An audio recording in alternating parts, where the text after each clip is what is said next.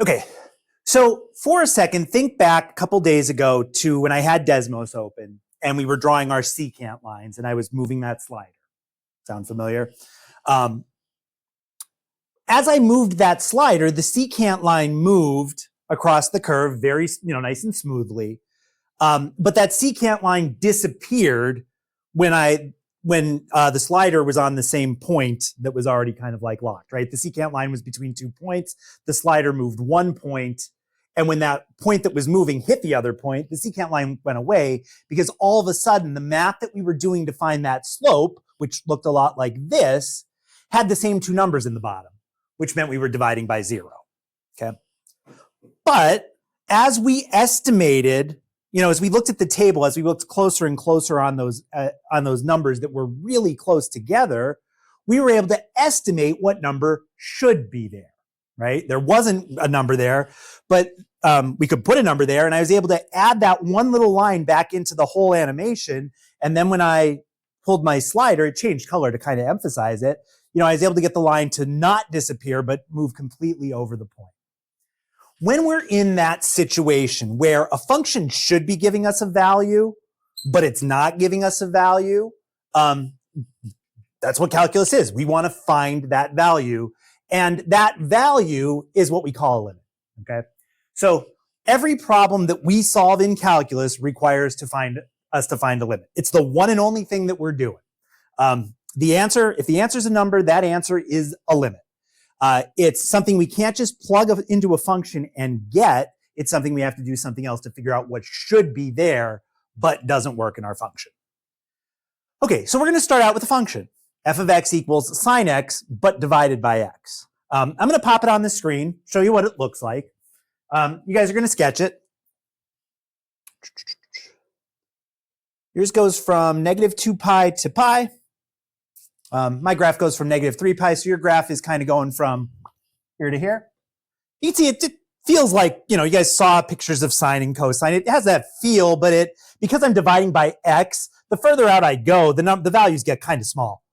Because I'm dividing by, 3 here, I'm dividing by 6 here, approximately 3.14, approximately 6 here. So, your values are getting small as I'm dividing by those numbers.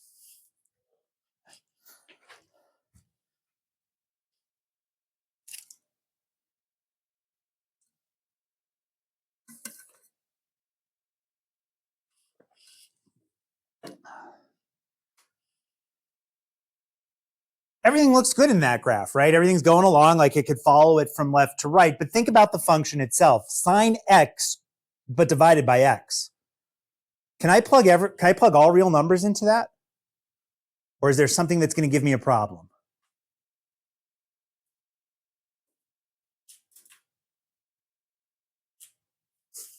Divided by x. Is there an x value that's going to give me a problem? 0, absolutely, yeah. So sine x, when I plug sine of 0 is 0. But then I'm dividing that by 0, and that is our problem. So it's not obvious just looking at the graph, but watch what happens with Desmos when I bring my point closer and closer. You will see that, it's not highlighted by Desmos, but this function actually does not have a value when I plug 0 into it. That function is undefined. But if I looked at the graph, what value would I say that the, plugging 0 in should give me? It looks like it should give me 1, right? Yeah, it sure looks like this graph. If I had just asked you to read that off the graph, you would say, oh, if I plug 0 into sine x over x, I'm going to get 1. That's an intuitive idea of what a limit is. This thing sure looks like it should be hitting there, but it's not. So we say that the limit is 1. Okay, let's fill that in. Just fill in your papers. We're going to do something, calculators. If you guys want to get up while I draw my graph and grab some calculators, remember 1 through 15 are the only ones that have batteries in them. Not 100% sure number 15 has a battery in it, so skip that one. Do 1 to 14. I'm going to go back to here. Okay. All righty.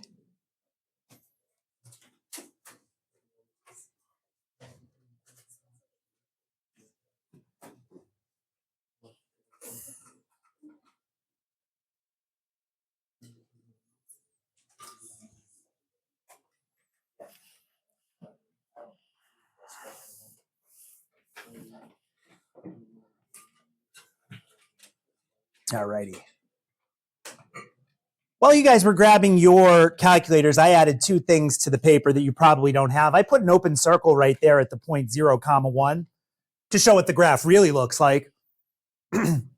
And I wrote that the domain of sine x over x is all of the real numbers except for 0. And that notation should be somewhat familiar. Okay. So we're really going to look at the numbers today. That's kind of our goal when we're figuring out limits.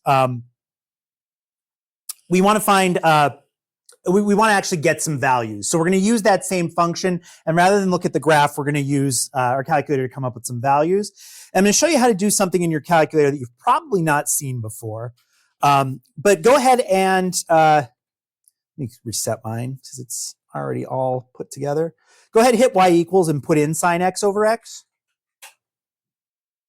Or sine x divided by x.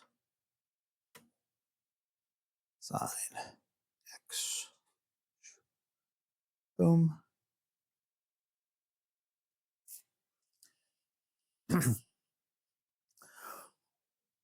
We can't plug 0 into sine x over x, but we can plug any other number in the world, which means that we can plug numbers that are very, very, very close to 0.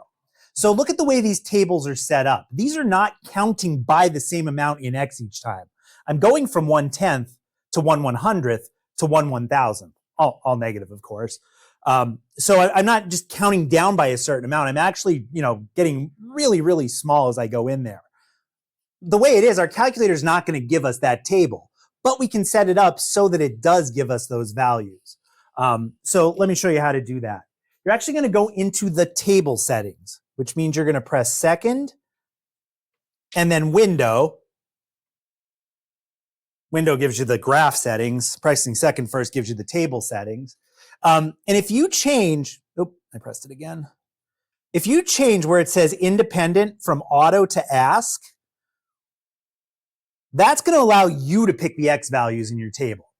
So we're going to then go to second graph to bring up that table.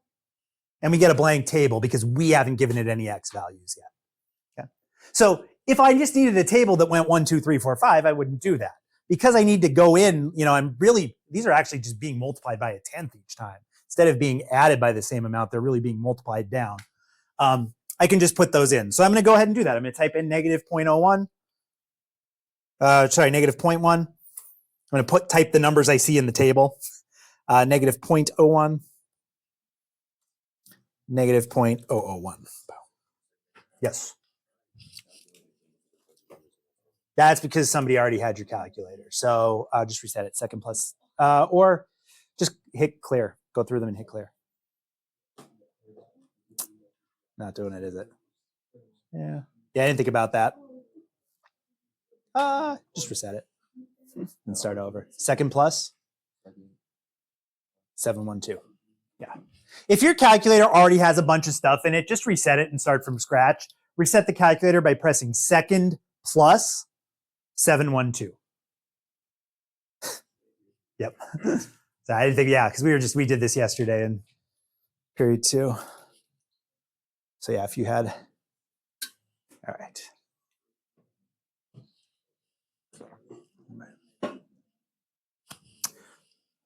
So this allows us to get those values to put in this table, but be careful. That one is kind of it's rounded off. That's basically what's going on.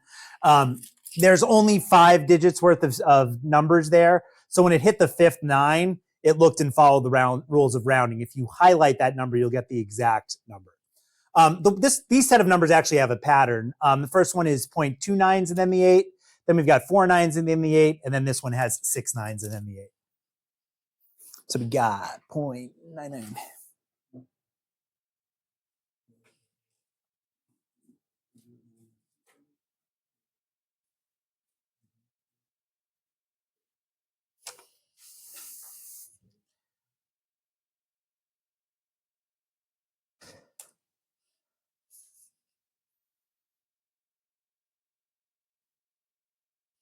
And again, there's our problem. This is what calculus is for. I'll go ahead and say that on day 2 or day 3. This is what's calculus for. We have this situation where our numbers are certainly going somewhere. They're getting closer and closer to a certain number, but when I plug that 0 in, I don't get an actual value. Our function also is nice and symmetrical, which means that as we fill in our table, we're going to get the same results, just kind of mirrored on the right side, just simply because that's what our graph looks like. So when I type in those same values but positive, I'm going to get those same results. That's in no way guaranteed. It's just the way this function works. That was just me being a goof. Second graph. This is 0.01. This is 0.1. Boom. Okay. So yeah, so you see you get the same ones. That's not a guarantee. We're going to see that in a minute as well. 0.99. Didn't do my 6 nines, did I? 6 nines on this one. 4, 5, 6, 7. 1, 2, 3, 4, and then the 8. 1, 2, and then the 8.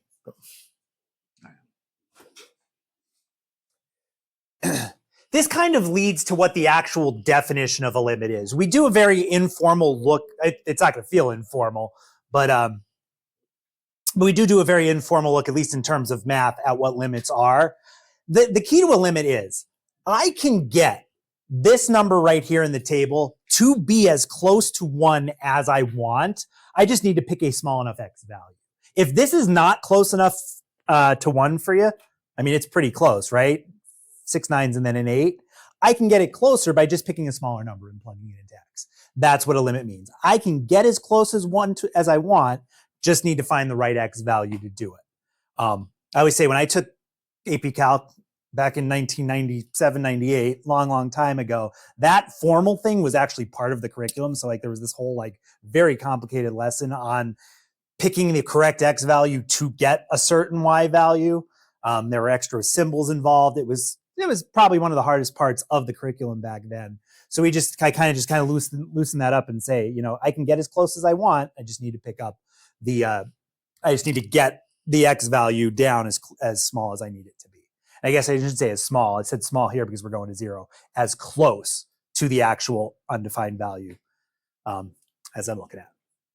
Okay, make sure I didn't forget to say anything there, and then we'll move on to some notation and what they mean. Yeah, no, I think I said everything there. Yep. Yeah. All righty. The only thing I think I didn't say there is one and only one limit. If a limit exists, there is only one number, and that kind of goes back to that like more formal definition, which is a lot more than we have to worry about. So it's not like it's possible for it to go a couple different ways. There's only one number that you can actually get as close as you want to, and in that case above it was 1. Okay, so here's our limit notation. We're going to write those out. We're going to kind of write how we would say them, and then we're going to say what they mean. So that first line that you see there is, change colors. If I was to read that, I'd say the limit as x goes to 5 is 7. So that's how you read what you see there. That means I can get a value out of f, that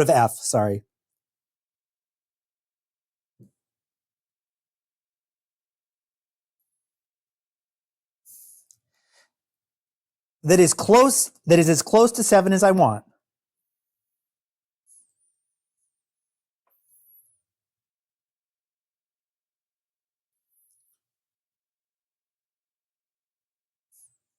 By plugging in a value close to 5.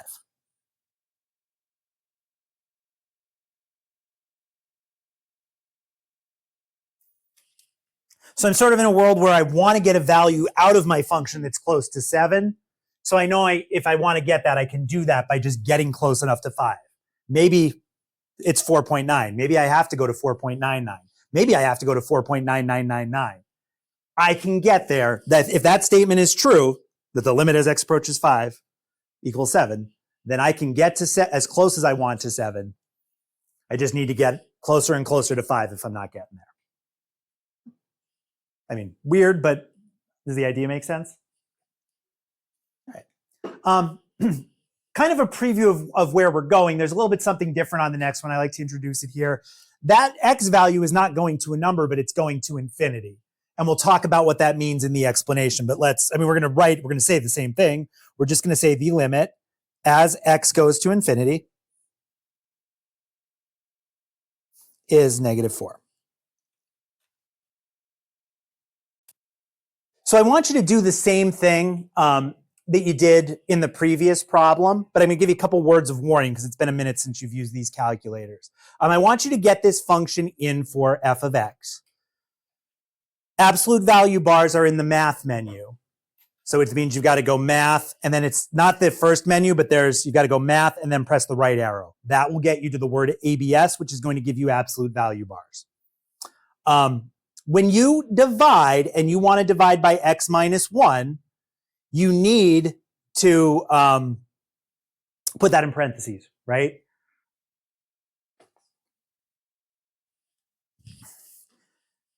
And then what I'll do then is I will fill in the first entry so that you know that you're correct and you don't end up filling in a table of totally incorrect values. I think that's 5.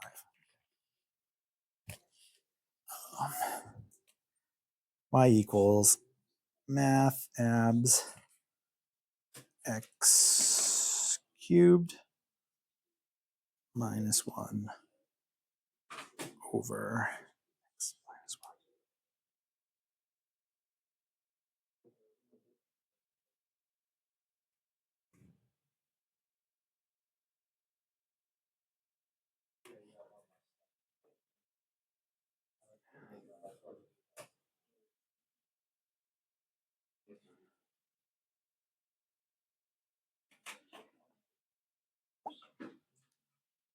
All right.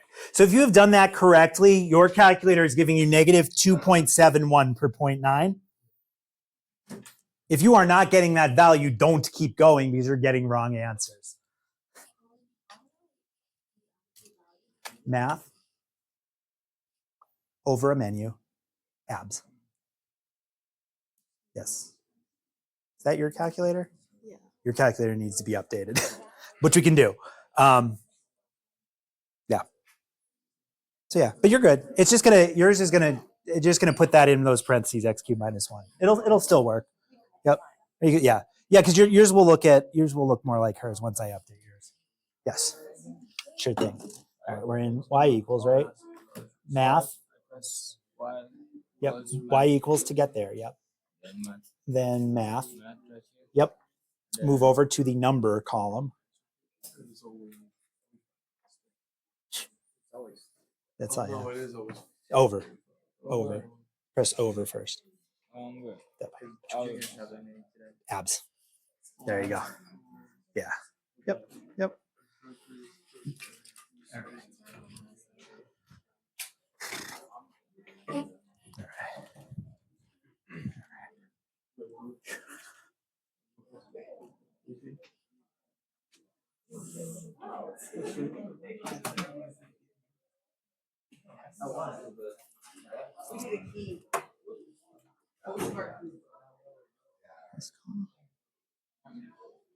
It really wasn't. She broke hers and then asked for mine and then broke mine. Hello, is this the guy from Groundworks? Hey, how you doing? Are you at my house? That's perfect. My wife was taking my kid to daycare, so I was thinking, like, of course, when I saw your call, so that'll be good. She'll be back by then. All right, perfect. The smart thing to do would be to go around the back through the alleyway by the church and park in the driveway that way. Does that make sense? Yep. Okay. Sounds good. All right, but okay, cool. All right, we're ready now. That was good.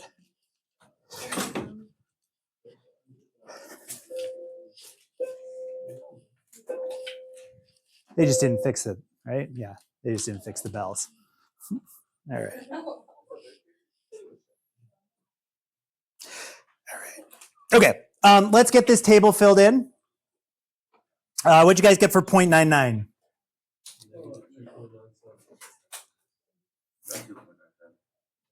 What's that? Negative, right? Yep. And the next one? Yep. Again, I picked a function that kind of has a nice pattern. If you threw in an extra 9, you'd get an extra 9 before you hit the 7. And when I plug 1 into that, my denominator becomes 1 minus 1. So, of course, your calculator should be giving you an error, which we'd write as undefined. But now when I go on the other side, 1.001 gives me 3.003. 1.01 gives me, yep. Sorry, what is it? Sorry, I think I was anticipating a pattern. I don't think there is one. 0301. Cool. If we went that many digits, this one had a nice oh, I guess with the 9s. Anyway, and 1.1 gives us 3.31. All right. Yeah. If there's pattern on one side, there is on the other. So what's going on here is if you're coming in at values coming in from the left, from numbers that are smaller, you're pretty far away when you're 1/10 away. You're, I always get this wrong because it's negative. You're a little bit bigger than -3. Here you're getting awfully close to -3. Here you're really close to -3. Don't believe that you're going to -3, add another 9 and see what you get. You're going to be even closer. So as you're looking at this function from the left, the x values are a little bit less than the x value in question, which is going to be the number 1. These values appear to be approaching to -3. We write that as the limit as x approaches 1 with a little minus sign there, telling us that those numbers that we're looking at are a little bit less than 1. This is read as the limit as x approaches 1 from the left. And that limit is -3.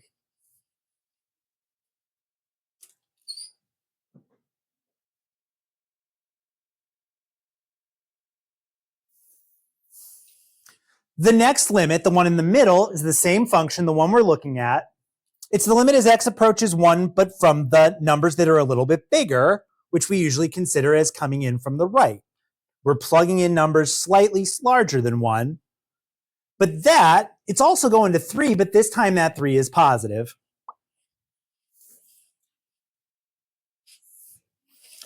And because there can be only one limit, and that goes back to what I said earlier about this very formal definition that at one point in the dark ages, AP Calculus students needed to learn, there can only be one limit. So we say that this limit doesn't equal a number, but we just say this limit does not exist. I usually cross over the equal sign with it doesn't equal does not exist, it just doesn't exist. This limit does not exist. So you've got to be coming into the same number on both sides. And if you don't, then there isn't an answer to our problem. The limit does not exist. So that's something new to know. All right. Moving on to what we looked at in example 2 in kind of the second spot, let's talk about what happens when x goes to infinity. I kind of already did it. If you have the type of function where plugging in bigger and bigger numbers is really getting you closer and closer to a certain number, we have a limit as x goes to infinity. We refer to this as x being unbounded. Whenever we're using infinity, we're saying there's no bound to how big our x can go. So that's a word we'll hear, especially when later on we put this infinity as our answer as opposed to right here. This word will really come into play. But that's kind of how we think. Let x be unbounded. Let it get as big as you want. It doesn't matter. You're just going to get closer and closer to some number. I didn't pick a number here. I just used a capital L for that. Okay. So our table looks a little bit different. Rather than having a table coming in on both sides to a number, we're just going to get bigger and bigger and bigger and bigger and bigger. So our next function to put in our calculator is 3x minus 4 over x minus 1. Again, you need the parentheses at the bottom. So go ahead and fill that table in.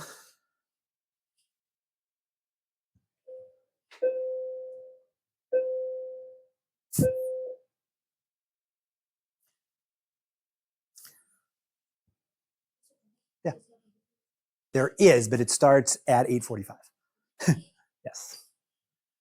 It's busy activity fair. I love that they didn't like make an announcement. Like they literally just said like, hey, you guys are smart. Like, those of you who've been teaching here for 20 years are smart enough to realize that today's schedule is different and we didn't change the bells. I like that. They're not just handing us the information on a silver platter. All right, where did I put my calculator at so I can check these? I know the answer. This, yeah. Y equals 3x minus 4 quantity divided by x minus 1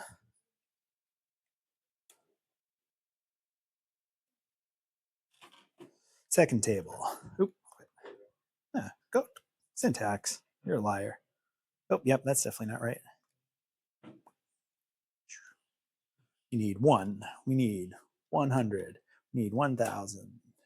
We need 10,000. We need 1 with 6 zeros. 1, 2, 3, 4, 5, 6. We need 1 with 8 zeros. 1, 2, 3, 4, 5, 6, 7, 8. Oops.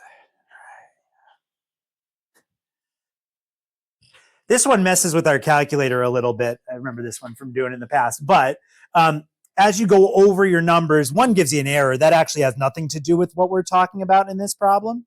So I'll put undefined.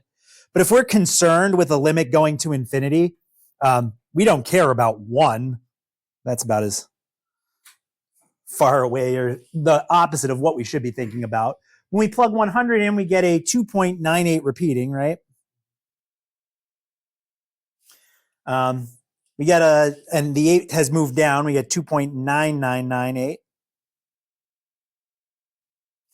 Our calculator doesn't know what to do and hasn't given us all of the numbers, and we end up with 2.999, at least 4 nines, but it hasn't rounded up yet.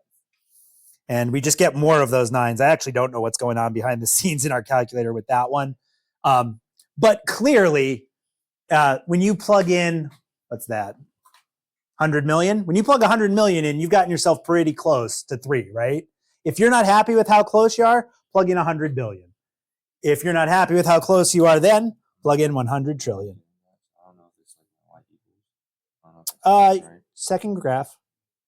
Put your cursor over there, over those 3s. There you go. Oh. Sorry. Yep. Yeah. Sorry. I'm looking at the screen. I had it up before. I am putting my cursor over the 3. You probably forgot your 3x minus 1 needs to be in parentheses as well. Because you're doing 3x and then subtracting a fraction. The fraction way should work, other than the fact that it tries to give you fractions as its answers. Yeah. All right.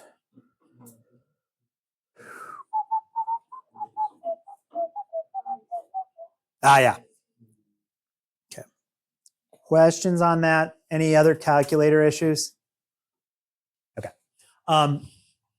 Let's look at it in the other. That's what I forgot. We're going to look at it. That fact that 1 was undefined kind of leads to the fact that this equation kind of works for 2 different limits. This is a good example function for the limit as x goes to infinity because there is a clear limit. This thing is getting closer and closer to 3. It's also a good function to look at the limit as x goes to 1 because we're undefined. Maybe there is a value that we could put there, or maybe there isn't. Spoiler alert. I'm saying that because there isn't. So let's try this one. Oh, sorry. That limit should equal 3. Good catch. Yep. That limit equals 3. My bad. Yep. Boom. Okay. So just to simplify it, I am only specifically looking at a left-hand side limit here. So normally every other time we were looking at both sides, but you can see the limit that we're about to fill in is strictly a left-hand side limit. There's a reason for that, but don't worry about it yet. You already have your function in, just change your table up, and we're going to see something a little bit different.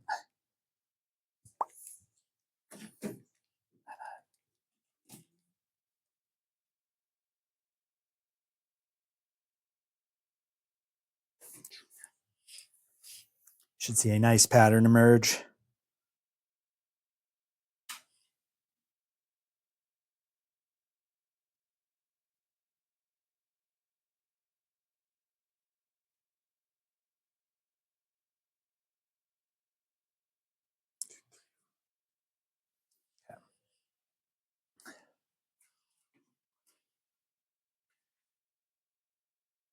So here's an example. If I plug 9/10 in, I get 13. If I go to 99 hundredths, I get 103. If I add 9 thousandths to that number, my function balloons up to 1003. If I add 9 10 thousandths, I'm at 10,000. Then I'm at 100,000. I can make f of x as big as I want, can't I?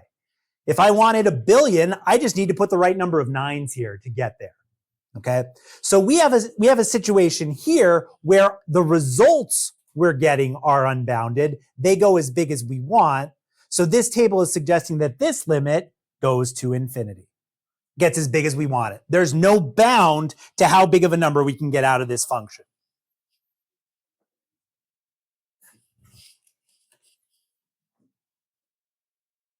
Yeah, you are. What? Yeah, you just typed in 0.09 instead of 0.9 in the first one. Oh. Yep. Yeah. Yep. Okay.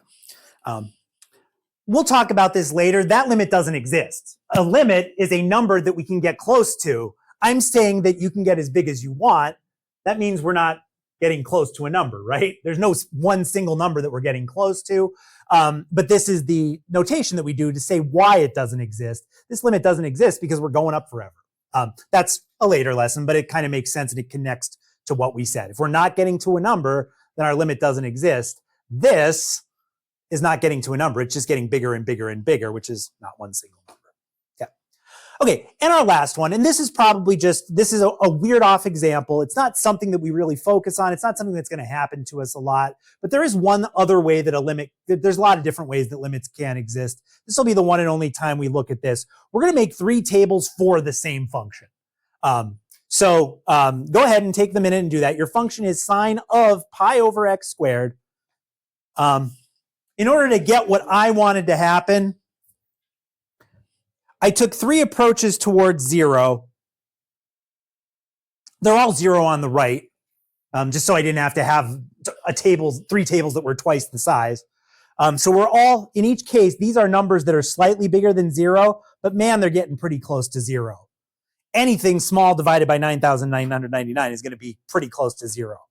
Pi divided by 10,000 is pretty close to 0. These are all going towards 0. That's exactly how I would type it in the calculator. Yep. Right. Yeah. And you will quickly see the pattern or the thing that's going on here.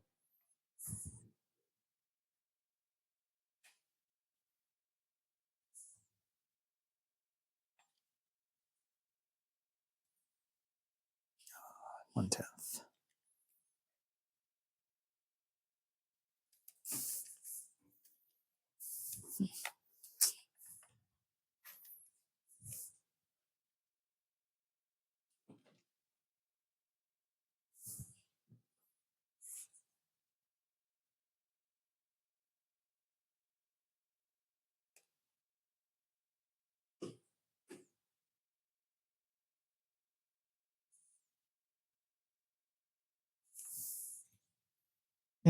That's right. Yeah. Got it. Don't assume that I'm going to make all 3 tables exactly the same.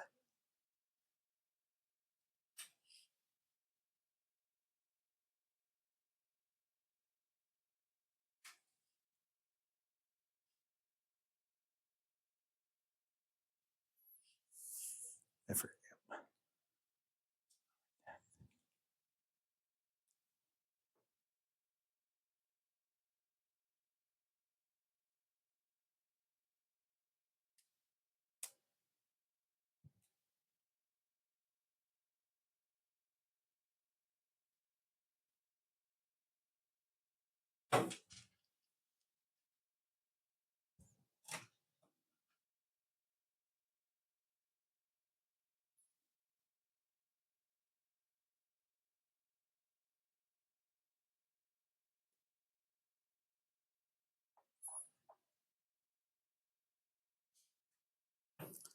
Those match the numbers, especially in that last column that you guys got? No. Okay. Sure, didn't actually like put one down in the wrong spot or something like that. Man, this first table suggests that the limit as x approaches 0 is 0. This second one sure makes it seem like the limit as x approaches 0 is 0.70711. This doesn't have any discernible pattern, does it? This one's all over the place. The thing about a limit is no matter which numbers you choose to put in the x column, they all need to go to the same number. It's not like I can go by tenths and then you could go by ninths, or in this case, 2/9. Or somebody wants to go by, taking this thing and dividing it by 10 each time to get increasingly smaller numbers. It shouldn't matter how you set up your table. If your x values are going to the number, then these results should be consistent. And this is an example of that not happening. In a specific case, it looks like something's happening. It's not even going to 0. It just is 0. Here, it's not going to 7.071. It just is that number, but that is essentially the same. But here really sums it up. This is not going anywhere. So these values altogether suggest that this limit does not exist. So there's a limitation to what a table is going to give you. A table can only suggest what a limit is, but you can't just use a table to guarantee what a limit is. Okay? The reason that this function works, and these are not things that we look at in calculus, if you were to graph this, the way that the function is setting up is that you've basically got something going on with sine and it's going nice and it's got its waves, but they're getting pushed in together. There's no possible way. This actually hits 0 an infinite number of times in this little space here. It hits 0.70711 an infinite number of times. This is a weird function. A graphing tool can't even draw that because it's hitting the same value an infinite number of times, all in a little tiny value of x's. So it's a weird one. It's a good example to see just, the limitations of tables, why we can't just stick with the table to do these things. All right. Look at that. A lesson done in the appropriate amount of time. Remember this day. It may be the only day it ever happens.